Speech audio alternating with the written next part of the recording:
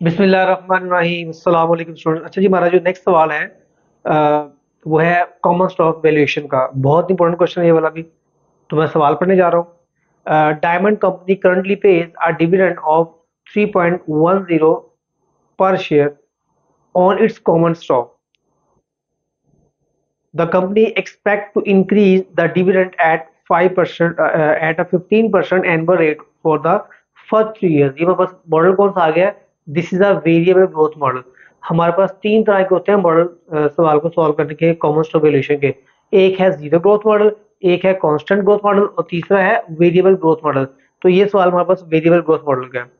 And at a 12% rate of the for the next 2 years, and the dividend will grow at a 10% rate thereafter for infinity. This phase growth pattern is in keeping with the expected life cycle of earning. As an investor, you required an 18% in return to investment in this stock. What value should you place on this stock? तो ये मेरे पास सवाल है। जब भी आपने सवाल solve करना कॉमन स्टॉक वैल्यूएशन का, तो आपने डाटा निकालना है। अब देखिए डाटा मेरे पास क्या दिया उसने, डाटा इसके तो बता रहा है कि हमारे पास जो करंट डिविडेंड है, इसे हम कहते हैं डी नॉट। करंट डिविडेंड वो कितना है हमारे पास? वो है 3.10 पर शेयर। ठीक है। और जो हमारे पास ग्रोथ रेट है 1 से लेके 3 तक, देखिए 1 से लेके 3 तक जो हमारे पास ग्रोथ रेट है 3 ईयर्स तक, वो है जी हमारे पास 15% है। ठीक है। और नेक्स्ट हमारे पास जो 4 से लेके 5 तक जो है वो कितना है हमारे पास? वो है 12%। ठीक है। और 6 से ऑनवर्ड जो रेट है वो है 10% टिल इन्फिनिट तक। ठीक है। और हमारे पास जो के ई है वो है जी हमारे पास 18%। ठीक है। ये हमारे पास सवाल दिया उसने में, और हमें इस सवाल की बुनियाद पे वो क्या कह रहा है कि आपने कैलकुलेट करना है वैल्यू ऑफ द स्टॉक। तो एक बार याद रखिएगा, जब भी हम वैल्यू ऑफ स्टॉक कैलकुलेट करते हैं, ठीक है, वैल्यू ऑफ कॉमन स्टॉक, और मेथड कौन सा हो? वेरिएबल ग्रोथ मॉडल हो। तो आपने हमेशा ये फॉर्मूला याद रखना है। Value of common stock is equal to present value of dividend, present value of dividend plus present value of common stock. ठीक है जी। तो ये हमारे पास फॉर्मूला है standard value of common stock calculate करने का। ठीक है। Present value of dividend plus present value of common stock. It means that कि हमें दो काम करने हैं। हमें पहले वैल्यू ऑफ डिविडेंड निकालनी है, प्रेजेंट वैल्यू, और then present value of common stock निकालना है। तो चलिए हम स्टेप बाय स्टेप इसको सॉल्व करते हैं। तो हमारा पहला काम क्या होगा? हमारा पहला काम है कैलकुलेट करना present value of expected dividend. Present value of expected dividend. ठीक है। एक्सपेक्टेड डिविडेंड क्या होता है? जो हमारे पास फ्यूचर में होता है। आगे हम लिख सकते हैं present value of expected dividend. ठीक है। एक्सपेक्टेड, ये इसको मेंशन कर देते हैं हम, एक्सपेक्टेड डिविडेंड। क्योंकि जो उसने ग्रोथ पैटर्न में सवाल में दिया हुआ ना, बेसिकली वो हमें वो एक्सपेक्टेशन दे रहा है हमें कि आपको 1 से लेके 3 तक 15% मिलेगा, 4 से लेके 5 तक 12% मिलेगा। अभी मिला नहीं है। अभी सारा ये क्या है? एक्सपेक्टेशन है सारी। ठीक है। तो हम क्या निकालेंगे? Present value of expected dividend. तो इसका हम जो फॉर्मेट है वो क्या होगी? पहले आ जाएगा नंबर ऑफ ईयर्स।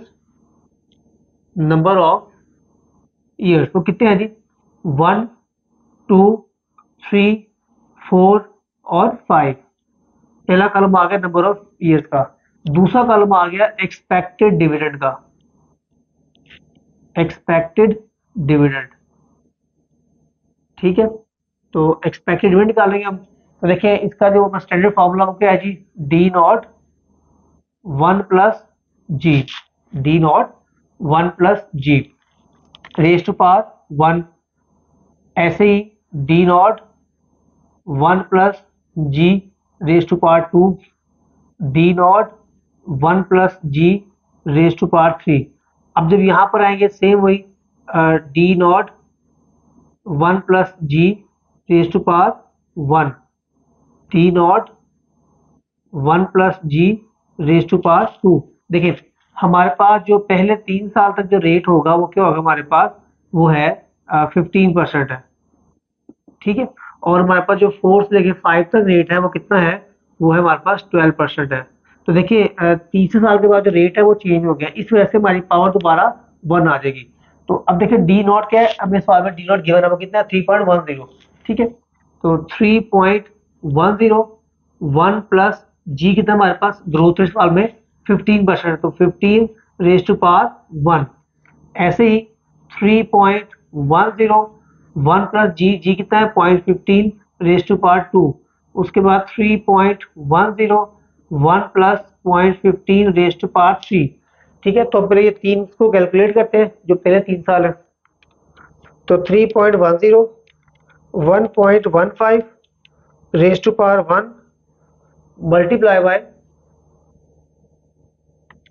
3.10, तो इसका जो आंसर आएगा हमारे पास कितना है जी, वो है हमारे पास 3.565। 1 plus 0.15 raise to power 2 multiply by 3.10, ये आ जाएगा 4.09, ठीक है। उसके बाद 1.15 raise to power 3 multiply by 3.10, तो ये आ जाएगा मेरे पास 4.71। अच्छा देखिए हम जब 4 पे आते हैं तो चौथे साल के लिए जो D3 होगा वो डी नॉट लाएगा, यानी कि 4th ईयर के लिए जो हमारे पास डी नॉट होगा वो क्या लाएगा, वो लाएगा 4.71 into 1 plus 0.12 raise to power 1। फिर ऐसे ही 4.71 1 प्लस 0.12 रेज टू पावर 2, ठीक है। तो देखिए इसका आंसर बस क्या आता है। तो यहाँ बच्चे मिस्टेक करते हैं कि जब आप डी नोट पे आए हैं तो बेसिकली चौथे साल में जहाँ पर रेट चेंज हो रहा है तो डी नोट क्या लाएगा, डी नोट लाएगा तीसरा साल का लाएगा डी नोट। तो 4.1.12 raise to power 1 multiply by 4.71, तो ये आ जाएगा मेरे पास इसका आंसर 5.27। नेक्स्ट देखिए 1.12 raise to power 2 multiply by 4.71, तो ये आ जाएगा मेरे पास 5.90। तो ये मेरे पास क्या आ गया, ये आ गया जी एक्सपेक्टेड डिविडेंड आ गया, ठीक है। तो एक्चुअल में हमने निकालना क्या है, हमें निकालना है present value of expected dividend. तो जो भी ये एक्सपेक्टेड डिविडेंड आया है इसको मैं मल्टीप्लाई कर दूंगा प्रेजेंट वैल्यू इंटरेस्ट फैक्टर के साथ, ठीक है। तो जैसे कि आपको मालूम है हमारे पास फॉर्मूला क्या है फैक्टर का, वो है 1/1 plus i raise to power n। तो मैं इनको मल्टीप्लाई करूंगा 1/1 प्लस हमारे पास कितना है जी रिक्वायर्ड, वो है 0.18 है, के ई जो है बेसिकली 0.18, तो रेज टू पावर 1।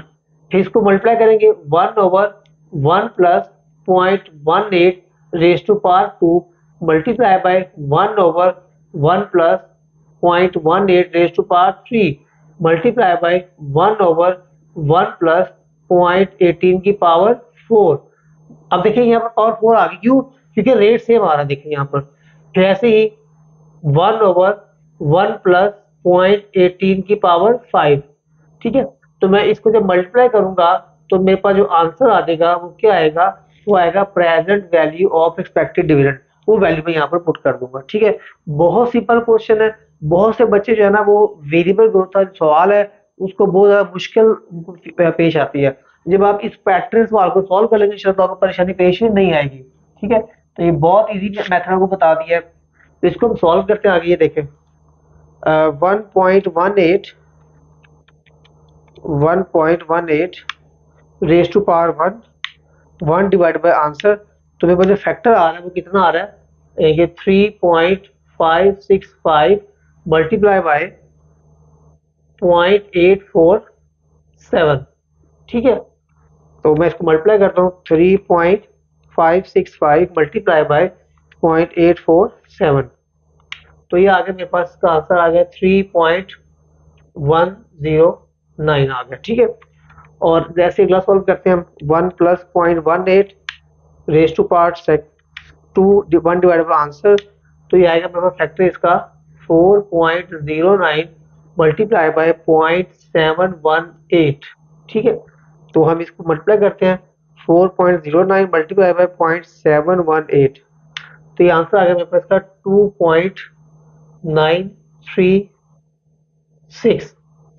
ऐसे ही 1 plus 0.18 raise to power 2 raise to power 3 1 divide by answer, तो ये मेरे पास का आंसर आएगा जी 4.71 मल्टीप्लाई बाय 0.608। नेक्स्ट देखते हैं आगे, 1 plus 0.18 raise to power 4 1 divide by answer, तो मेरे पास का आंसर आएगा जी 5.27 मल्टीप्लाई बाय 0.515।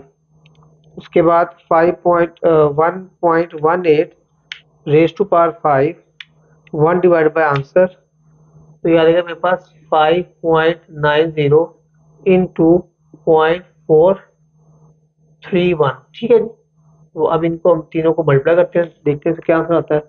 4.71 मल्टीप्लाई बाय 0.608, तो ये आ जाएगा मेरे पास आंसर इसका 2.863। उसके बाद 5.27 मल्टीप्लाई बाय 0.515, तो ये आ जाएगा 2.714। देन 5.90 मल्टीप्लाई बाय 0.431, तो ये आ जाएगा 2.549। तो देखिए मेरे पास ये ना इंडिविजुअल आ गई हर एक की प्रेशर वैल्यू। अब मैं इस कॉलम को प्लस कर दूंगा, इन सबको प्लस करूंगा, तो मेरे पास जो आंसर आएगा देखते हैं क्या आता है। 3.109 plus 2.936 plus 2.0863, 3.109 plus 2.936 plus 2.863 plus 2.741 plus 2.549, तो ये आएगा इसका आंसर 14.198। अच्छा, इसमें ना आपका आंसर वेरी कर सकता है, उसकी वजह क्या है कि जब आप पॉइंट्स के बाद 3 वैल्यूज देंगे, 2 लेंगे, साइड लेंगे, तो आपका आंसर चेंज आएगा, ठीक है। तो ये मेरे पास क्या आ गया, 14.198 आ गया। तो मैंने यहाँ पर लिख दिया जी 14.198, this is my present value of expected dividend. Now this was the step 1, ये मेरे पास स्टेप 1 था, ठीक है। अब मैंने स्टेप 2 करना है। अब स्टेप 2 में क्या चाहिए मुझे, present value of common stock, ठीक है। Step 2 present value of common stock, ठीक है। तो अब जो ये प्रेजेंट में निकाल जा रहा है कॉमन स्टॉक की, तो इसके लिए मैं क्या चाहिए जी, इसका फॉर्मूला वापस क्या होगा, present value of common stock का। तो हमें पहले कॉमन स्टॉक चाहिए, ठीक है। Value of common stock eight year 5 multiply by present value interest factor, तो ये आ जाएगा 1/1 प्लस जी बाबा कितना जी के 0.18 है, और रेज टू पावर एन कितना बाबा 5, क्योंकि मैं एंड ऑफ द 5 चाहिए। तो मुझे 1 plus 0.18 raise to power 5 1 divided by answer, तो ये आएगा मेरे पास 0.437, ठीक है। अब मुझे ये value of common stock at the end of 5 year, ठीक है। Value of common stock at the end of 5 year, तो value of common stock at the end of 5 year.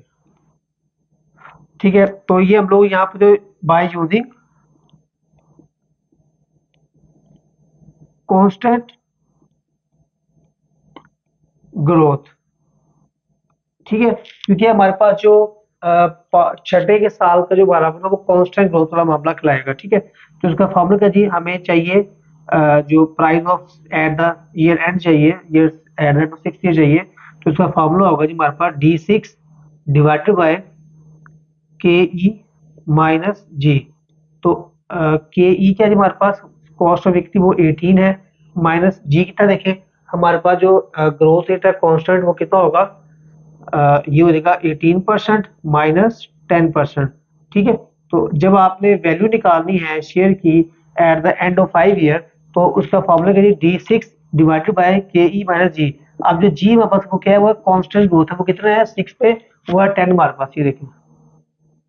ठीक है, तो अब देखिए हमारे पास जो D6 है मुझे वो कैलकुलेट करना है। तो D6 कैसे आएगा, D6 is equal to D5 1 plus G. ठीक है, तो अब D5 देखते हैं, बस सॉल्व D5 ये निकाला, D5 आपने ये 5.90। ठीक है, ये नहीं लेना क्योंकि ये प्रेजेंट वैल्यू है इसकी, हमें D5 ये चाहिए यहाँ से। तो D5 is equal to 5.90 1 plus G कितना बस 10%, तो 0.10 आ जाएगा। तो 1 प्लस 0.10 मल्टीप्लाई बाय 5.90, तो वह जो D6 आएगा वो कितना आएगा 6.49। तो यहाँ पर लिखूंगा 6.49। और आपको पता है कि हम जब भी कांस्टेंट ग्रोथ का जरिए मालूम करते हैं प्राइस वैल्यू ऑफ शेयर, तो उसका फॉर्मूला क्या जी, अब जैसे हमें प्राइस मालूम करनी है at the end of 5 year, तो इसका फॉर्मूला क्या है एक्सपेक्टेड डिविडेंड। तो P5 के लिए जो एक्सपेक्टेड होगा वो D6 होगा। ठीक है, तो अब D6 चाहिए मुझे, D6 कैसे आएगा, D5 1 प्लस जी। अब D5 कहाँ पे है, वो ये दिया D5 ये वाला। ठीक है, तो D5 1 प्लस जी, तो मेरे पास डिविडेंड आ गया D6 का 6.49 आ गया। तो मैं यहाँ पर इसको सॉल्व करता हूँ।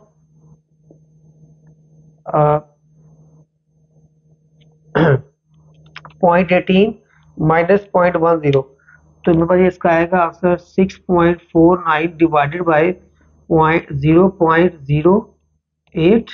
ठीक है, तो 6.49 डिवाइडेड बाय 0.08, तो इसका आंसर आएगा मेरे पास 81.125 आ जाएगा।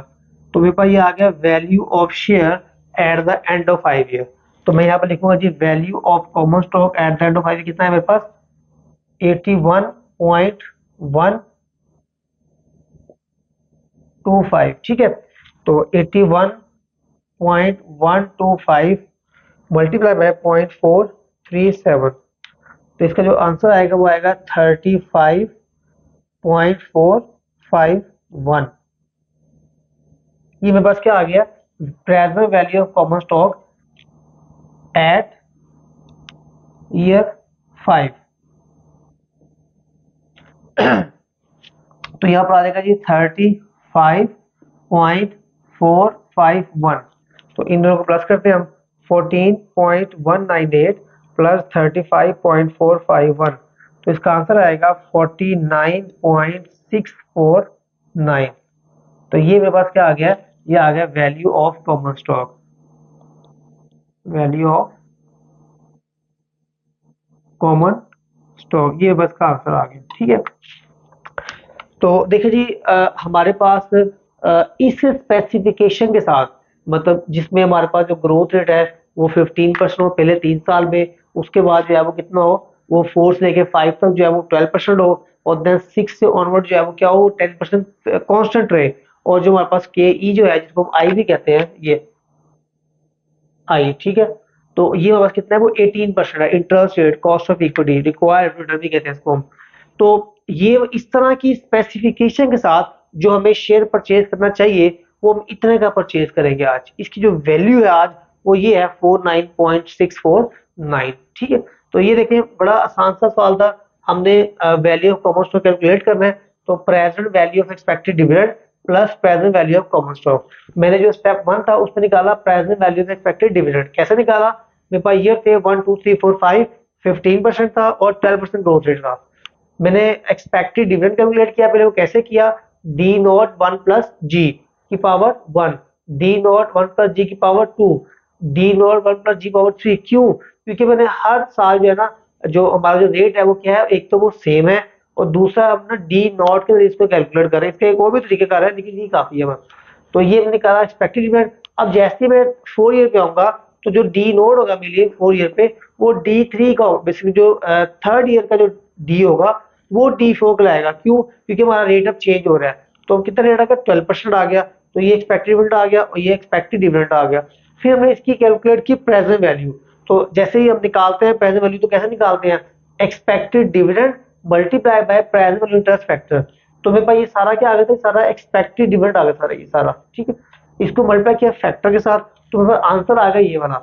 ठीक है, मतलब फैक्टर सॉल्व किया हमने, तो ये देखे 3.6565 को मल्टीप्लाई किया ये फैक्टर की अमाउंट के साथ, तो भाई ये सारी वैल्यूज आ गई। इन सबको प्लस किया, तो प्लस करने के बाद जो मुझे आउटपुट आया वो क्या है, वो present value of expected dividend आ गया। तो मैंने वो present value of expected dividend यहाँ पुट कर दिया मैंने। अब नाउ मुझे क्या चाहिए, present value of common stock चाहिए। तो स्टेप 2 में निकाला present value of common stock at the end of year 5। तो जो वैल्यू ऑफ कॉमन स्टॉक है at the end of year 5, उसको मल्टीप्लाई करते हैं प्रेजेंट वैल्यू इंटरेस्ट फैक्टर के साथ। अब जो फैक्टर का फॉर्मूला क्या हो जाएगा, 1/1 + i⁻n, तो वही रहेगा। ठीक है, अब चाहिए मुझे वैल्यू ऑफ कॉमन स्टॉक चाहिए एट द ईयर एंड 5। तो मैंने इसको फाइंड आउट किया। ये कैसे किया, ये देखिए, value of common stock at the end of year 5 by using constant growth. ठीक है, तो price at the year 5 D6 KE-G। तो ये मुझे D6 चाहिए। अब D6 कैसे निकाला मैंने, D5 1 + G। तो G की D6 आ गया 6.49 आ गया मेरे पास। मैंने 6.49 यहाँ पुट किया और यहाँ डिवाइड किया KE/G के साथ, तो कितना आंसर आया, 81.125। तो जो 81.125 है, ये आया है value of common stock at the year and, eight the year 5। तो 81.125 को मल्टीप्लाई किया फैक्टर के साथ, तो मेरे पास जो प्रेजेंट वैल्यू आ गई इसकी वो कितनी आई है, 35.451। तो देखिए present value of common stock, this is the present value of common stock. मैंने यहाँ वैल्यू पुट की, दोनों को प्लस किया और मेरा आंसर कैलकुलेट कर लिया। तो ये था हमारे पास सवाल कॉमन स्टॉक वैल्यूएशन का। बहुत आसान सवाल है, सिर्फ आपने देखना क्या है कि बस आपने इस फॉर्मूले को याद रखना है। जब फॉर्मूला याद रखेंगे तो आपको सवाल जिस मर्जी पैटर्न में दे दे, आपको वो सवाल जिस मर्जी पैटर्न में दे दे, अगर आपको सवाल को सॉल्व करना आता है तो आप कोई भी सवाल सॉल्व कर सकते हैं वेरिएबल ग्रोथ मॉडल का। ठीक है, तो ये हमारा जो न्यूमेरिकल पोर्शन था स्प्रिंग का 2024 का, वो हमारा मुकम्मल हो गया। तो मैं उम्मीद करता हूँ कि आपने इसको बहुत अच्छी तरह से किया होगा। और देखिए भाई यार रखिएगा, सवाल वो जहां से मर्जी दे दे, just you know about the pattern. आपको पैटर्न आना चाहिए। अगर पैटर्न आपको आता है, ठीक है, और पैटर्न यही है, इसमें कोई नई चीज और नहीं है इसके अलावा। ठीक है, क्या चेंज करेगा वो जो नंबर ऑफ ईयर्स है, जो यहाँ पर पहले 3 साल लिखा वो 4 साल कर देगा, तो कोई मसला नहीं है। वो ये 4 से लेके 8 साल तक कर देगा, नो प्रॉब्लम। बस अगर आपको प्रोसीजर आता है, वो नंबर ऑफ ईयर जितने मर्जी दे दे, वो ग्रोथ रेट जितने मर्जी दे दे, बस हमें देखना ये है कि वो हमसे कहाँ तक की मांग रहा है। तो जहां से आपका कांस्टेंट ग्रोथ मतलब स्टार्ट होगा, उससे पहले तक आपने अपना डिविडेंड निकालना एक्सपेक्टेड। फिर देखिए छठे के बाद स्टार्ट हो गया हमारे पास यहाँ पर ये। ठीक है, तो ये कंप्लीट क्वेश्चन था। तो इंशाल्लाह उम्मीद है कि आपने इसको बहुत अच्छे से अंडरस्टैंड भी किया होगा, इसकी प्रैक्टिस भी कीजिएगा। तो इंशाल्लाह मुलाकात होगी आपका नेक्स्ट पेपर के साथ। अपना ख्याल रखिएगा। अल्लाह हाफिज।